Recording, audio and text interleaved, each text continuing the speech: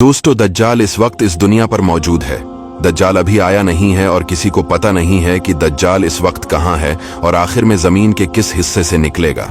लेकिन पूरी इस दुनिया पर एक ऐसा सहाबी गुजरा है जिन्होंने दज्जाल को देखा भी है, इससे मुलाकात भी की है और इससे बातचीत भी की है। दोस्तों, वीडियो को जरा गौर से सुनिएगा।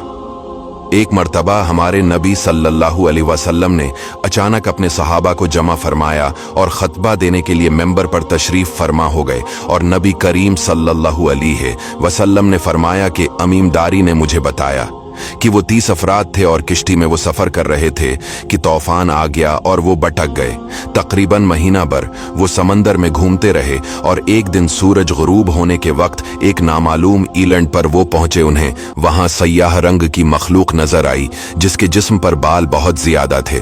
उन्होंने उससे पूछा कि तुम कौन हो? उसने कहा, मैं जासूस हूं, और कहा कि हमें अपने बारे में कुछ बताओ।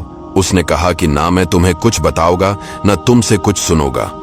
तुम उस बदखाने में जाओ, वहां एक शख्स तुम्हारा बड़ी बेचैनी से तुम्हारा वेट कर रहा है, वही तुम्हें कुछ सुनाएगा भी और बताएगा भी। फिर वो सब अंदर चले गए। वहां एक शख्स सख्ती से जंजीरों में झगड़ा हुआ था। उसने पूछा कि तुम लोग कौन हो और कहां से आए हो? उन्होंने बताया, शाम से आए हैं। उसने पूछा, अरब का क्या हाल है? और एक शख्स वहां पैदा होना था, उसका क्या हाल है?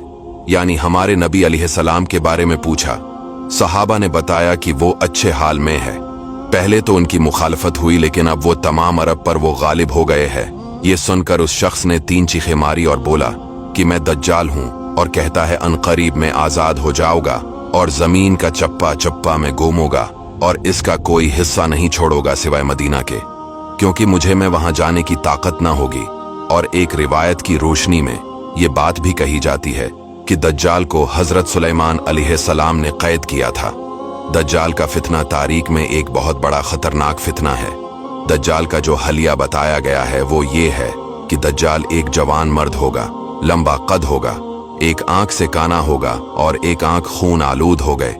दज्जाल की पेशानी चौड़ी होगी और उसकी पेशानी पर लिखा होगा काफिर, जिसको हर मुसलमान पढ़ेगा और काफिर को नजर ना आएगा।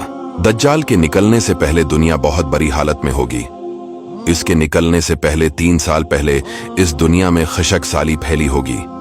दीन के मामले में लोगों में कमजोरी पैदा हो चुकी होगी। तब दज्जाल ईस्ट साइड से अस्बहान या खुरासान शहर से निकलेगा और जमीन पर 40 दिन रहेगा, जिनमें से एक दिन 1 साल के बराबर होगा, दूसरा दिन महीने भर के बराबर होगा और तीसरे दिन हफ्ता के बराबर होगा। इस मद्दत में दज्जाल अपने गड्ढे पर सवार होकर सारी दुनिया का चक्कर लगाएगा।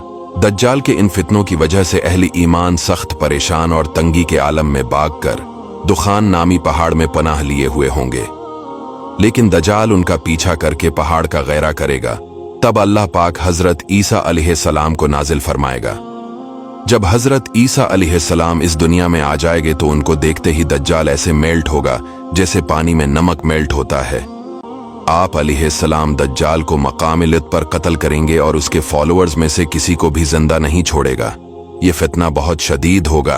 नबी पाक अलैहिस्सलाम ने फरमाया कि जो सूरह कहफ की पहली 10 आयतें याद करेगा दज्जाल के फितने से महफूज रहेगा।